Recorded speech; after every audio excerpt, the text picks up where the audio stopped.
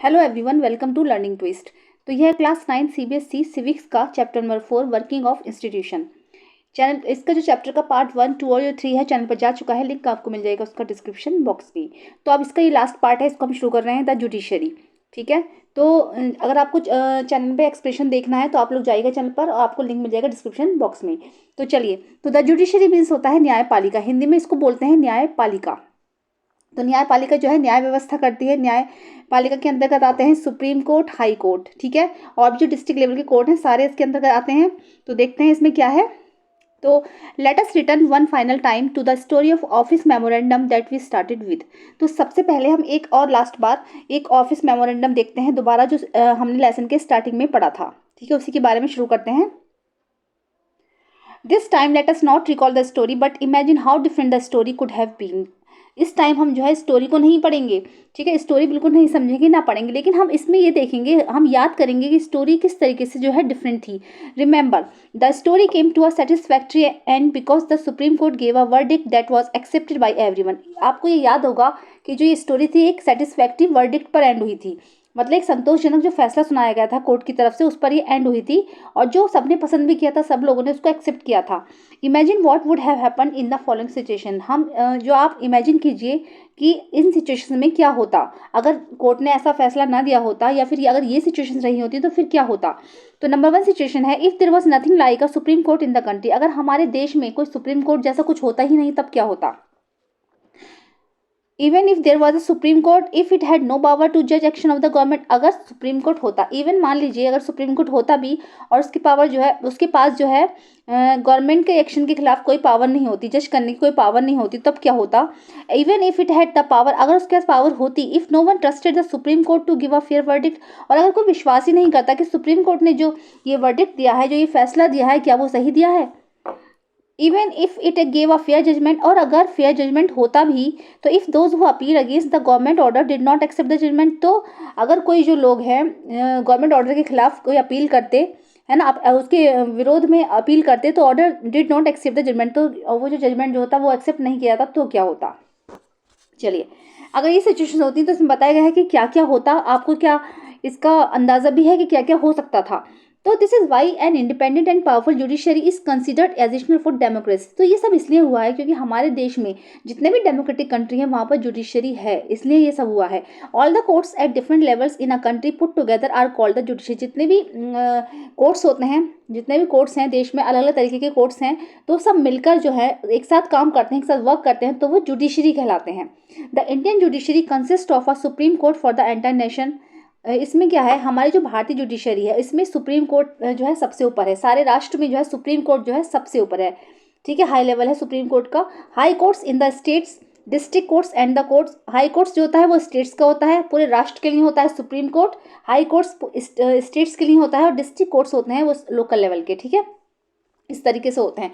तो देखो, सबसे पहले होता है डिस्ट्रिक्ट कोर्ट। ठीक है, कि लोकल लेवल के अगर फैसले हैं, कुछ झगड़े पड़ना है, तो इसमें आप जा सकते हो। डिस्ट्रिक्ट लेवल से ऊपर होता है हाई कोर्ट। ठीक है, ये जो होता है स्टेट का होता है हाई कोर्ट। और इसके ऊपर अगर यहाँ पर भी काम नहीं हो रहा तो सबसे ऊपर होता है हमारा सुप्रीम कोर्ट। ठीक है, सबसे ऊपर होता है हमारा सुप्रीम कोर्ट। तो ये जो है सबसे ऊपर का कोर्ट है, सबसे सुप्रीम, इसके पास सुप्रीम पावर है कि अगर इसने जो ऊपर फैसला कर दिया तो उसको कोई भी किसी भी कोर्ट में उसकी कोई भी अपील नहीं होगी। अगर लेकिन डिस्ट्रिक्ट पे अगर आप संतुष्ट नहीं है तो फिर हाई कोर्ट में जा सकते हैं, और हाई कोर्ट से सीधे सुप्रीम कोर्ट में जाना होगा। लेकिन सुप्रीम कोर्ट के बाद कोई फैसला नहीं किया जाएगा। अगर वहाँ पर जो निर्णय लिया जाएगा वही निर्णय जो होगा मान्य होगा। तो ये हो गया। ठीक है, India has an integrated judiciary. India जो है इंटीग्रेटेड जुडिशरी है, मतलब इसमें तीनों कोर्ट जो है वो मिलजुल कर काम करते हैं। ऐसा नहीं है कि सब तीनों जो है एक दूसरे के ऊपर डिपेंड है, इंटीग्रेटेड है ये। It means the supreme court controls the judicial administration in the country. इसका मतलब यह है कि सुप्रीम कोर्ट जो है ये, यही इन सारे कोर्ट्स पर जो है वो करता है, उसके पास ही कंट्रोलिंग पावर है। सुप्रीम कोर्ट के पास इन दोनों कोर्ट्स की कंट्रोलिंग पावर है। Its decision are binding on all other courts of the country. It can take up any dispute. इसके पास सारे डिसीजन लेने की, उनको बाइंडिंग करने की क्षमता है। सुप्रीम कोर्ट के पास ही सारी पावर है। It can take up any dispute. ये जो सारे झगड़े जो है निपटाता है, इस तरीके के झगड़े जो है कोर्ट्स निपटा सकते हैं। जैसे कि between the citizen of the country, अगर देश के नागरिकों के बीच में झगड़ा हो गया, आपस में नागरिक झगड़ रहे हैं, तो ये फैसला निपटा देता है। बिटवीन सिटीजन एंड गवर्नमेंट, अगर गवर्नमेंट और नागरिकों के बीच में कुछ हो गया, जैसे मान लीजिए कि नागरिकों को भाई कोई चीज़ गवर्नमेंट की पसंद नहीं आ रही, कि ये फैसला वहाँ से आया तो हमें पसंद नहीं आ रहा, तो जो पब्लिक है वो भी कोर्ट में केस डाल सकती है। बिटवीन टू और मोर स्टेट्स गवर्नमेंट, दो या दो से अधिक स्टेट्स की गवर्नमेंट भी आपस में केस डाल सकते हैं। अब आप लोग बोलोगे गवर्नमेंट में कैसी लड़ाई होती है, तो गवर्नमेंट्स में भी लड़ाई हो सकती है। मान लीजिए एक उत्तराखंड की गवर्नमेंट है और एक यूपी की गवर्नमेंट है, ठीक है, तो दोनों में अगर आपस में लड़ाई हो रही है, विवाद चल रहा है, किसी भी चीज़ पे चल सकता है, जैसे मान लीजिए सड़कों के ऊपर हो रहा है या फिर पानी के ऊपर ही होने लगा कि आपने यहाँ पर डैम क्यों बनाया है, क्यों नहीं बनाया, कि हमें नहीं बनाना था, या आपने हमारा पानी क्यों यूज़ किया, इस तरीके से किसी भी बात पे विवाद हो सकता है, तो आप जो दोनों गवर्नमेंट्स हैं वो वहाँ पर केस डाल सकती हैं। Between governments eight the union and state level, और यूनियन लेवल की गवर्नमेंट और स्टेट लेवल की गवर्नमेंट आपस में लड़ सकती हैं, तो उनके बीच में भी झगड़े हो सकते हैं। इस तरीके के झगड़े जो है केस डाले जा सकते हैं। तो it is the highest court of appeal in civil and criminal cases, it can hear appeals against the decisions of the high courts, कि बहुत बड़े बड़े जो केसेस होते हैं, सिविल और क्रिमिनल केसेस होते हैं, इन सबकी जो केस होता है वो हाई कोर्ट में डाला जा सकता है। Independence of the judiciary means that it is not under the control of the legislature और the executive. Independence of judiciary, इसका मतलब यह है जो हमारी जुडिशरी है ये इंडिपेंडेंट है, मतलब ये पूरी तरीके से स्वतंत्र है। इसका मतलब ये है कि देखो तीन ऑर्गन्स होते हैं, मैंने बताया था ना, लेजिस्लेचर, एग्जीक्यूटिव और जुडिशरी। तो जो लेजिस्लेचर होता है उसका काम होता है कानून बनाना, और एग्जीक्यूटिव का काम क्या होता है, कानून का पालन करना, उसको आगे बढ़ाना, और जुडिशरी का काम होता है न्याय व्यवस्था करना। तो जुडिशरी जो है पूरी तरीके से स्वतंत्र है, उसके काम में कोई अड़चन नहीं डाल सकता, ठीक है, वो सब जो है उसके अंडर में काम नहीं करता, बल्कि जुडिशरी के अंतर्गत ये दोनों आते हैं, एग्जीक्यूटिव और लेजिस्लेचर, ये उसके अंडर में काम करते हैं। The judges do not act on the direction of the government or according to the wishes of the party in power. That's why all modern democracies have courts that are independent of the legislature and executive. जितने भी democracies हैं, countries हैं हमारी, या फिर democratic countries हैं, उन वो सब जो है इंडिपेंडेंट हैं, लेजिस्लेचर से भी और एग्जीक्यूटिव से भी। जुडिशरी पूरी तरीके से स्वतंत्र है। India has achieve this, India ने ये जो है अचीव किया है। तो द जजेस of the supreme court and the high courts are appointed by the president on the advice of the prime minister. देखो जजेस होते हैं सुप्रीम कोर्ट के, जो हाई कोर्ट्स के जो जजेस होते हैं दोनों, ये अपॉइंटेड बाय द प्रेसिडेंट, इनको जो है प्रेसिडेंट अपॉइंट करते हैं, और किसकी सलाह पर करते हैं, प्राइम मिनिस्टर की सलाह पर करते हैं। कौन करते हैं, प्रेसिडेंट। ये क्वेश्चन आ जाता है इस टाइप से कि हाई कोर्ट से सुप्रीम कोर्ट के जजेस को कौन अपॉइंट करता है, तो प्रेसिडेंट करते हैं प्राइम मिनिस्टर की सलाह पे, advice of the prime minister, and all लोग की वेट्स में एडवाइस होती है, and in consultation with the chief justice of the supreme court, ठीक है, किसके, chief justice of the supreme court, supreme court के चीफ जस्टिस की कंसल्टेशन पे एडवाइस वो करते हैं, अपॉइंट करते हैं, sorry. In practice it now means that the senior जजेस of the supreme court select the new जजेस of the supreme court and the high courts. तो सुप्रीम कोर्ट के जो सीनियर जजेस होते हैं, जो बहुत सालों से वहाँ पर होते हैं, जो बहुत ज़्यादा सीनियर हो जाते हैं, तो वो जो सुप्रीम कोर्ट के हाई कोर्ट के जजेस को अपॉइंट करते हैं। There is very little scope for interference by the political executive, इसमें जो है बहुत ज़्यादा कम स्कोप है एग्जीक्यूटिव के लिए, ठीक है। तो द सीनियर मोस्ट जज of the supreme court is usually appointed by the chief justice, और जो सुप्रीम कोर्ट के जो सीनियर मोस्ट जजेस होते हैं उनको कौन अपॉइंट करता है, उनको करते हैं चीफ जस्टिस, ठीक है, ये याद रखना, chief justice. Once a person is appointed as जज ऑफ द सुप्रीम कोर्ट और the high court, it is nearly impossible to remove him और her from this that position. एक बार अगर सुप्रीम कोर्ट और हाई कोर्ट के जज अगर अपॉइंट हो जाते हैं तो उनको उनकी पोजीशन से हटाना बिल्कुल ही इम्पॉसिबल है, ठीक है। It is as difficult as removing the president of India, ये बिल्कुल इतना ही डिफिकल्ट है जैसे कि भारत के प्रेसिडेंट को हटाना। अगर एक बार अपॉइंट हो गए तो हो गए। A judge can be removed only by an impeachment motion passed separately by 2/3 members of the two houses of the parliament। देखो इम्पीचमेंट मोशन क्या है, इम्पीचमेंट मोशन होता है, देखो पार्लियामेंट के दो हाउसेज होते हैं, एक होता है लोकसभा और एक होता है राज्यसभा। तो लोकसभा के और राज्यसभा के अगर 2/3 मेंबर, ठीक है, 2/3 लोकसभा के और 2/3 ही राज्यसभा के मेंबर अगर ये बोल देंगे हाँ भाई इन जजेस को हटाना चाहिए, इनका काम सही नहीं है, अगर इम्पीचमेंट मोशन हो जाए, दोनों ही हाउसेस के पार्लियामेंट के 2/3 मेंबर बोल दें तो जजेस को हटाया जा सकता है, वरना इनको हटाना इम्पॉसिबल होता है, ठीक है। It has never happened in the history of Indian democracy, भारतीय डेमोक्रेसी में आज तक ऐसा नहीं हुआ, भारत के इतिहास में आज तक ऐसा नहीं हुआ कि सुप्रीम कोर्ट या फिर हाई कोर्ट के जजेस को हटाया गया हो। हो गया। The judiciary in India is also one of the most powerful in the world, Bharat की जो जुडिशरी है वो संसार में सबसे ज़्यादा पावरफुल है। The supreme court and the high courts have the power to interrupt the constitution of the country, supreme court और हाई कोर्ट की पावर ठीक है। कॉन्स्टिट्यूशन देश का जो संविधान है उसको इंटरप्ट करने की पावर है, मतलब उसमें जो लिखा है, संविधान में जो लॉज दिए गए हैं उनके पास वो पावर है कि वो बता सकते हैं लोगों की कि संविधान के इस पन्ने पर ये वाली बात लिखी गई है तो इसको ऐसे ही फॉलो करना होगा, तो उनकी बात सबको माननी होगी।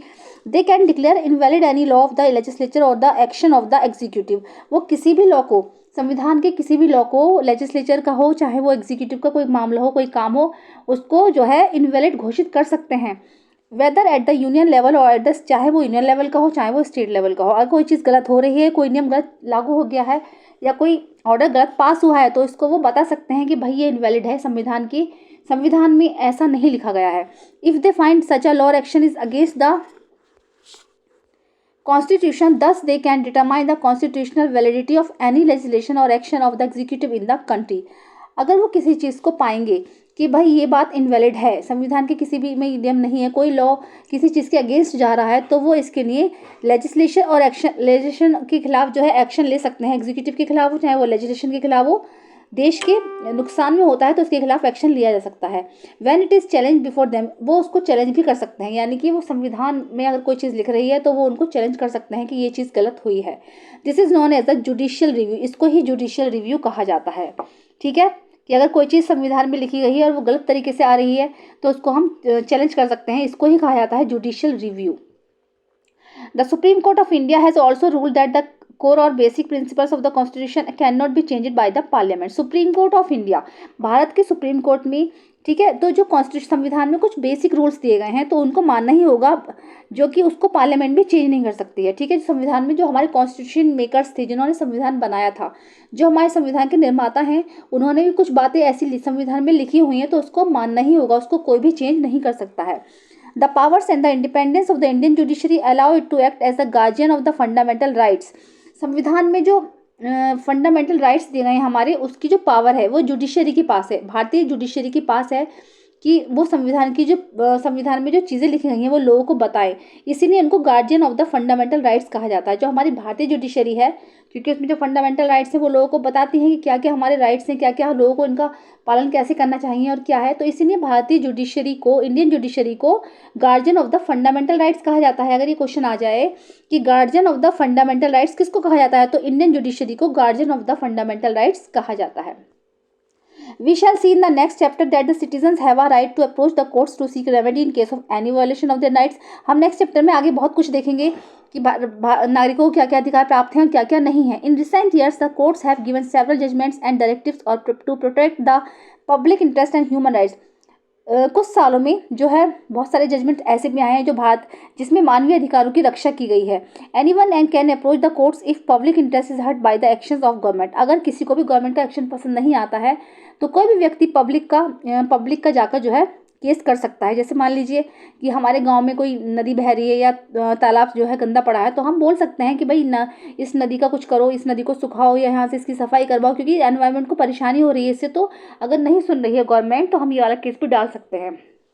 This is called public interest litigation, इसको कहा जाता है PIL। ठीक है, गवर्नमेंट के खिलाफ भी हम कोर्ट में अपील कर सकते हैं, इसको ही कहा जाता है पब्लिक इंटरेस्ट लिटिगेशन यानी कि PIL। The courts intervene to prevent the misuse of the government's power to make decision. Courts जो होता है वो देखेगा कि गवर्नमेंट जो है अपनी पावर का मिसयूज कर रही है, अपना पावर का गलत यूज़ कर रही है, तो उसके खिलाफ वो डिसीजन लेगा। They check malpractices on the part of public official. वो ये भी चेक करते हैं कि पब्लिक ऑफिशियल्स में जो सरकारी जो पब्लिक के जो लोग हैं, है ना, पब्लिक के जो लोग हैं वो किस तरीके के दंगे फसाद फैला रहे हैं, वो ये भी चेक करते हैं कि कहीं से दंगा फसाद तो नहीं फैल रहा है।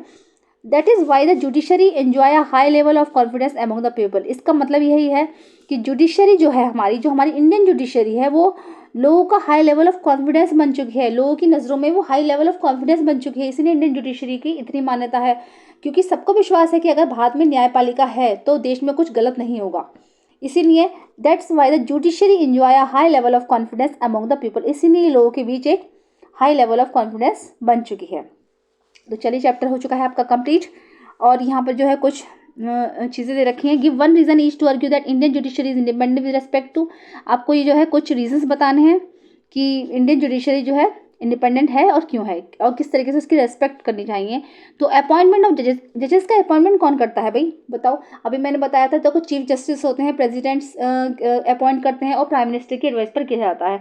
जितने भी सीनियर जजेस होते हैं, सीनियर जज हैं अगर जो बहुत लंबे समय से काम कर रहे हैं तो उनकी उपस्थिति में भी किया जाता है। तो इस तरीके से जजेस को अपॉइंट किया जाता है। रिमूवल ऑफ जजेस को हटाता कौन है?